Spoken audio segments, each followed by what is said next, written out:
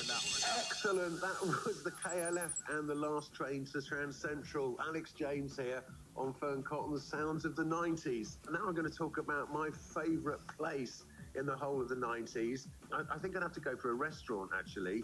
Restaurants and food were just kind of pulling themselves out of the dark ages in the 1990s. Marco Pierre White had just become the youngest chef to ever get 3 Michelin stars and the first British chef ever to do that. I mean, up until the 90s, we'd actually been recovering from the effects of rationing in the Second World War and the fact that Britain had basically run out of food within our parents' generation.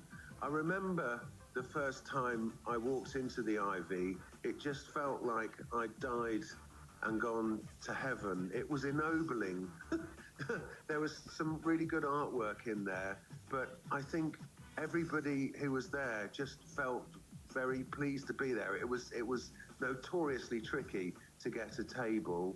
There were a lot less places to go back then, so you had a mixture of kind of princesses, politicians, pop stars.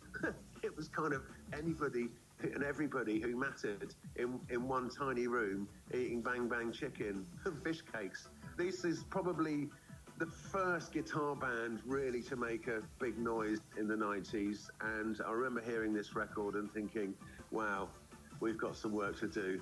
This is Manchester's finest, the Stone Roses, and I Want to Be Adored. Listen to this intro, it's incredible, hair-tingling stuff.